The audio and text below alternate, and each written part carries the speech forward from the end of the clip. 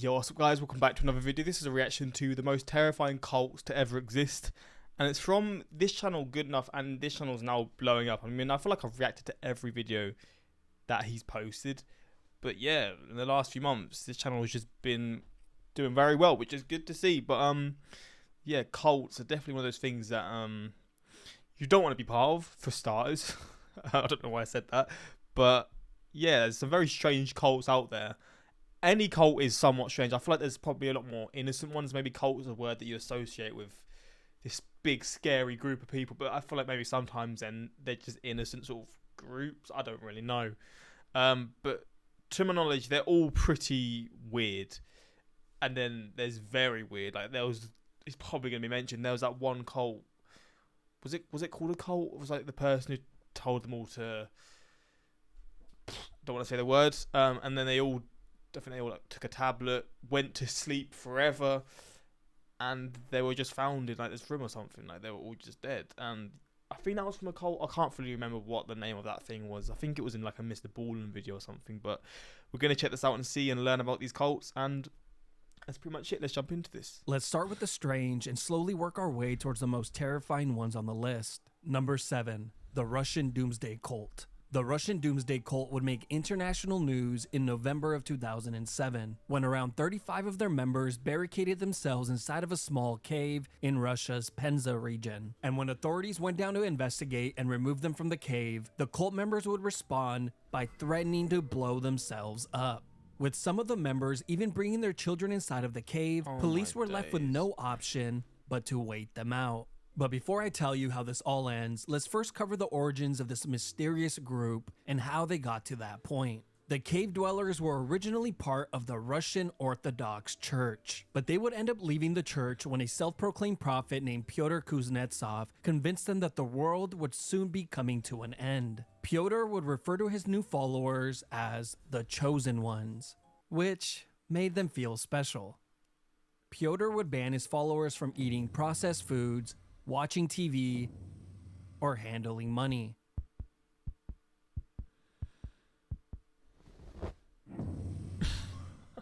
What the fuck? They would also reject barcodes, national identification numbers, and passports, since Pyotr convinced them that they all contained the mark of the beast. Jesus. But after some time had gone It's really crazy what you can get people to believe if they have trust in you. It's insane. by, his followers began to ask questions. Hey, Pyotr, Yeah? you know how you've been talking a whole lot about the end of the world and all? Yeah? Well, me and the others been wondering, well, when exactly is it? Well, What you mean? May 2008. Yeah, May 2008.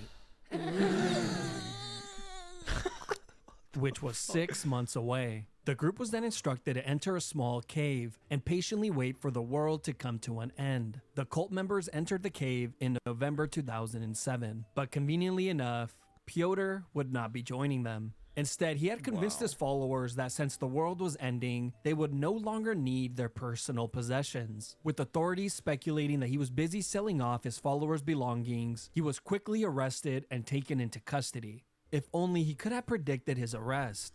What? Okay, I'll see myself out. The cult members would oddly enough still remain inside of the cave, and 5 months would go by with no one entering or leaving. But on March 28th, 2008, 7 women finally had enough, exiting the cave and immediately seeking medical attention. A few days later, a portion of the cave would end up collapsing, leading more members to rage quit and exiting the cave. With some members still refusing to leave, the police would have the brilliant idea of bringing Pyotr down to the cave, where he would instruct his followers to exit. But they refused. Wow. And on May 16th, 2008, the last 9 members of the cult would finally emerge from the cave, due to the toxic fumes produced by 2 of the members who had died over the winter. Flippin' With hell. authorities expecting their exit, they greeted them with a cow, since they refused to drink milk that contained a barcode. As for Pyotr, authorities would What? discover that the man actually slept inside of a coffin, further solidifying the fact that he was completely insane, where he would end up inside of a psych ward. Number This is number 7. Holy shit, this is gonna get wild. 6, Shinrikyo. Probably one of the most infamous and dangerous cults to have ever existed. In 1987, this cult would make themselves known to the world when a few of their members orchestrated the deadliest domestic attack in Japan's history, leaving 13 innocent people dead and over 6,000 injured. But before we get to that heinous attack, let's first cover how this cult began. The year is 1987. A man named Chizuo Matsumoto began to distribute pamphlets, claiming to have reached a new level of enlightenment through meditation. The pamphlet advertised a yoga class where you can come and learn about his amazing discovery. But during these classes, he would spend his time preaching about the end of the world. And that should have probably been your cue to updog your way out the class. Yep, I'm gone. What's that? Nothing much, man. What's up with you? I don't get it. The fuck? And over the course of a few years, he managed to garner dozens of loyal followers, naming the group Shinrikyo, which roughly translates to the Supreme Truth. And in 1992, Chizuo Matsumoto would gain even more followers when he released a book titled Declaring Myself the Christ, which had a picture of him on the cross as the cover. At its peak, the cult would grow to over tens of thousands of members that spanned over multiple countries. His followers would even state that if people would just take a moment to listen to their enlightened leader, they too would see the light. But without warning, on the morning of March 20th, 1995, tragedy would strike, when a total of 5 chemical weapon attacks took place in the Tokyo subway system, killing 13 innocent people and injuring around 6,000 others. The attacks would quickly backfire as the authorities began to arrest everyone involved, including the cult leader. These attacks were They just turned into like a terrorist group then, really. meant to initiate the apocalypse. And once the world had collapsed, the cult would rise to rule the world in the way that they saw fit. But instead, the attacks led the leader and 6 high-ranking members directly to death row, where they were held until their execution date, which came on July 6, 2018. Number 5, Recent. Heaven's Gate. Heaven's Gate was an American religion movement. This is the one that I mentioned, right? This is 5. Wait, what? How is there going to be any worse than... that began to garner a following in Southern California during the mid-1970s. The group has been characterized as a UFO religion cult, whatever the hell that means.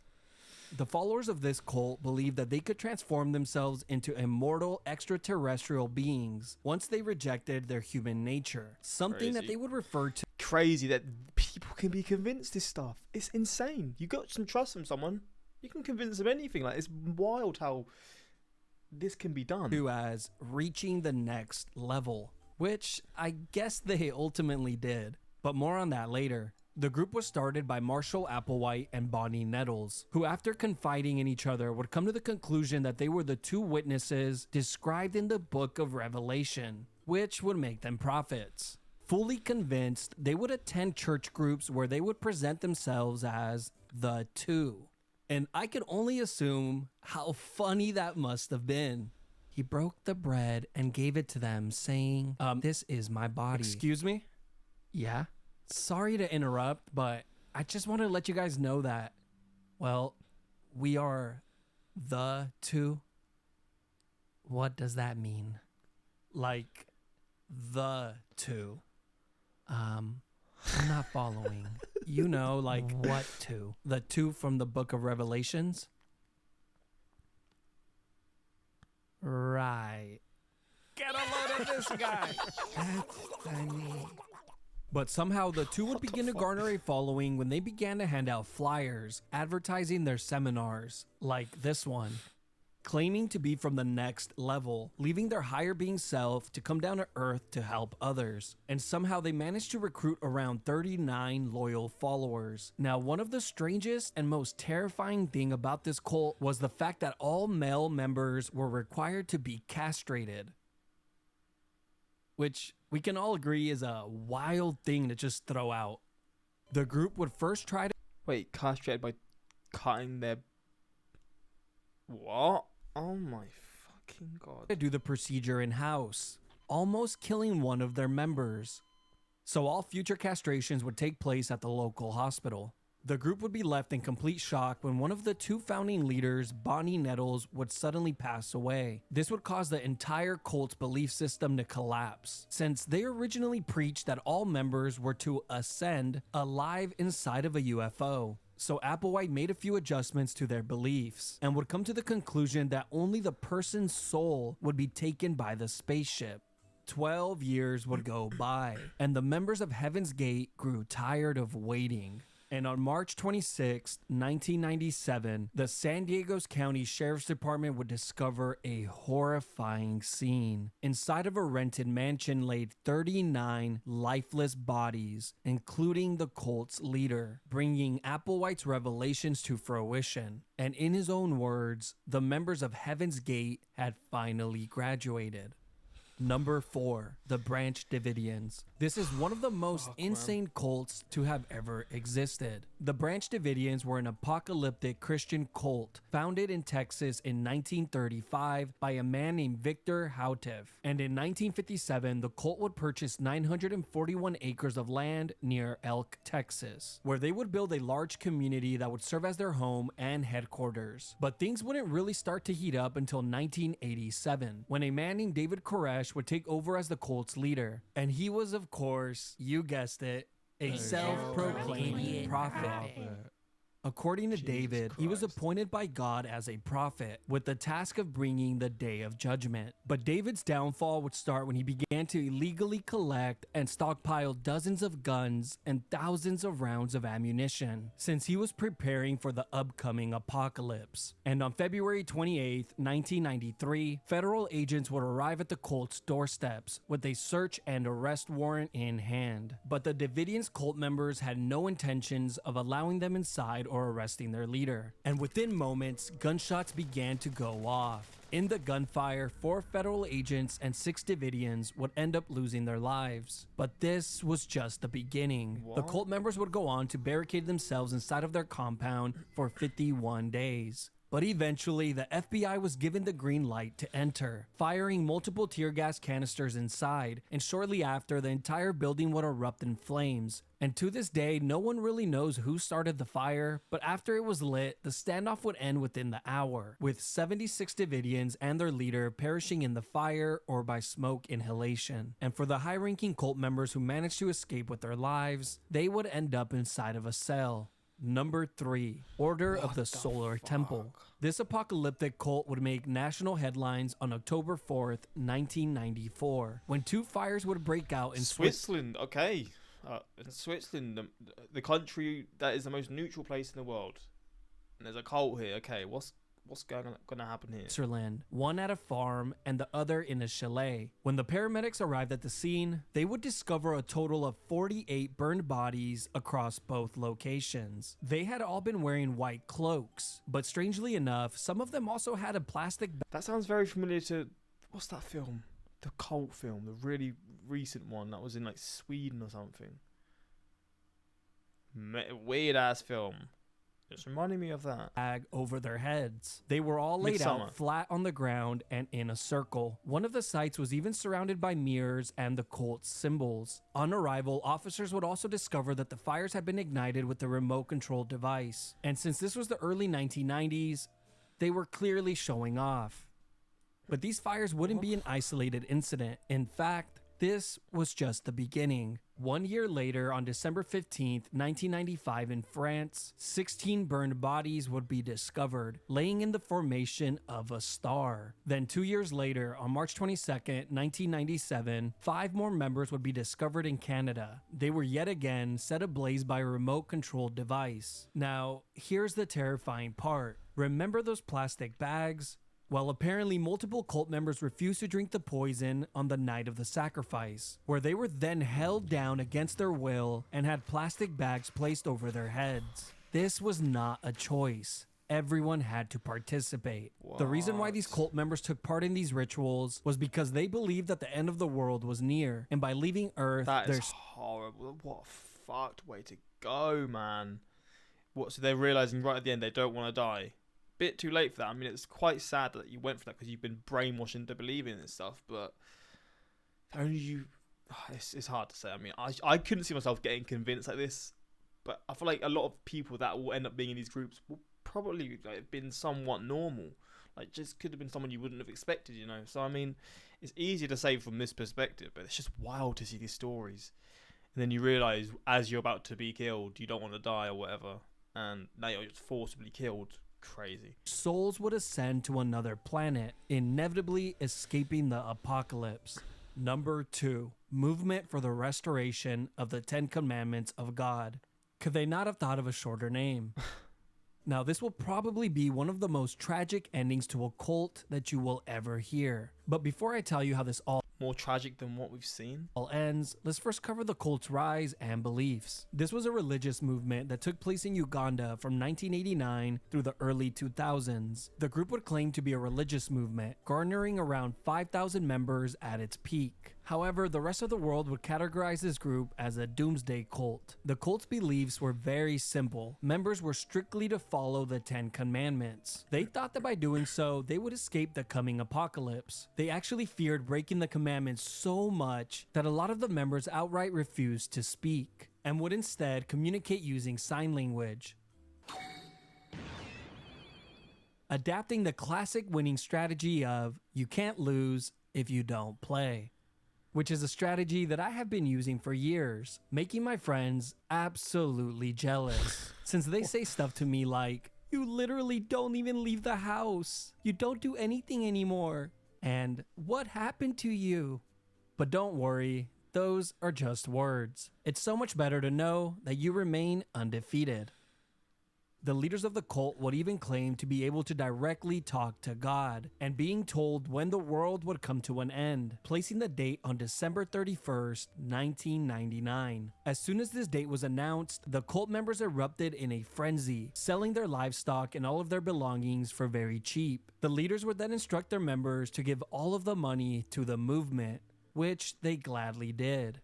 But eventually, the date of Doomsday arrived, and surprise, nothing happened, causing the leaders to push the date back to March 17th, 2000. With the followers enraged and beginning to ask for their money back, the leaders could not afford to be wrong this time around. So on March 17th, 2000, all 530 members were instructed to attend a party inside of a boarded up church. But just moments after the last person arrived, the party would quickly come to an end. With the only entrance to the church being shut, the building quickly erupted in flames. With no way out, all 530 members would be trapped inside. 500, mate.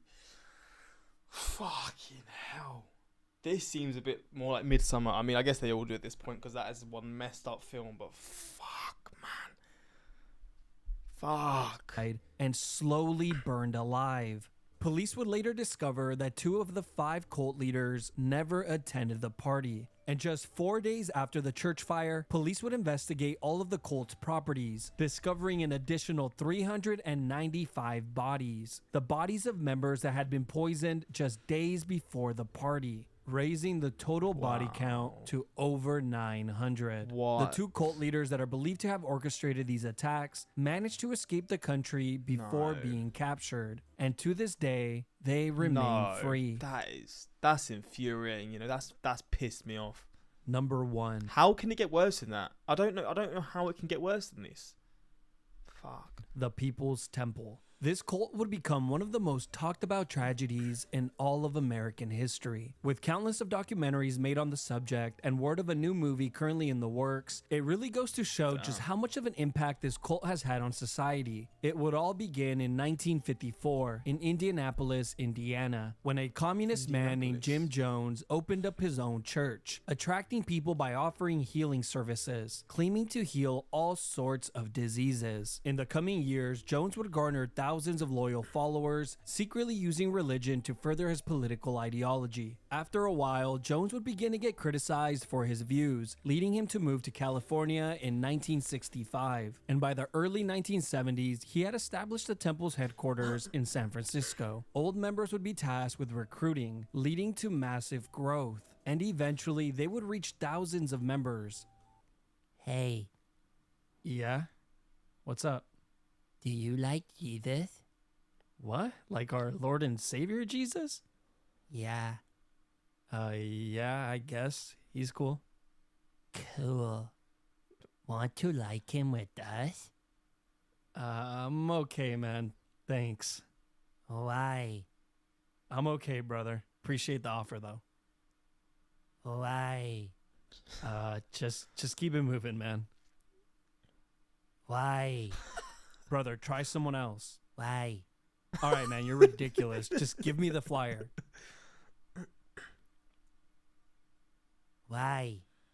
Okay, I can't do this. But the next step would come in 1974 when Jones would acquire close to 4,000 acres of remote land in Guyana in South America, a place he That's would random. call Jonestown, slowly sending over members as they would begin to build homes and inhabit Must be like built his own little country in a sense, or town or whatever. the land. He convinced his followers to move by selling them the vision of paradise, a place where they can live freely without the government getting involved. For Jones, creating a socialist society had always been his goal, and it was finally taking shape. By 1977, around 900 members lived on the compound, and this would also be the same year that Jones would permanently join them. But the moment he arrived, things quickly changed. Everyone was expected to work 8-hour days, followed by classes at night, where they would learn about socialism. Jones had effectively begun to brainwash his followers, even taking on the name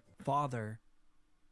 But everything would change on November 17th, 1978, when a politician named Leo Ryan and his team arrived at Jonestown to investigate claims of abuse. After the investigation was complete, Ryan would be ambushed at the airstrip, where he and 3 others would be fatally gunned down. Wow. Jones, knowing that the end was near, had a few helpers prepare a giant tub of grape-flavored drink, adding to it a concoction of drugs and cyanide. Wow, this is fucking mental. He would then instruct all of his followers to drink a cup. Not knowing what was in it, his followers blindly followed his instructions. And with that cup, they had all but sealed their fate. More than 900 people, including Jones, would end up dying shortly after. This incident would create the famous saying, "Don't drink the Kool-Aid," meaning to not blindly follow a leader or ideology without questioning or critical thinking, or you just might end up like the people at Jonestown. Fuck. That is... Okay, now, I understand why that was number 1. That was fucking crazy. Wait, I'm going to search this. If this is like going to show me something I don't want to see, then I'm going to not show this. But I just want to see what the town looked like. If it shows anything... Wait, let me put this on another screen just so it doesn't even show it.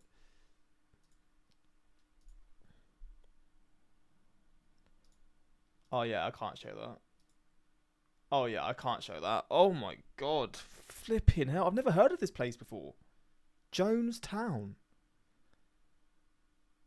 Jesus, I have never heard of that place in my life. Well, there we go. That was wild. Maybe I can do like individual reactions on these places then, because this... oh my god, okay. I wasn't expecting to get these pictures on Google. Yeah. This was a wild video. I mean, you definitely see the craziness that goes on in the world, right? But yeah, let me know your thoughts on this video. And yeah, in terms of like cults, right? Like the question I asked are a lot of people that would join cults just be people that you wouldn't expect, just the average person, or do you reckon they're people that are in pain and sort of wanting something to follow, and then that's why it's a lot easier for them to be brought into these cults and stuff? Hey, I don't know, but yeah, hopefully you enjoyed this reaction, and yeah, until next time, subscribe. Peace.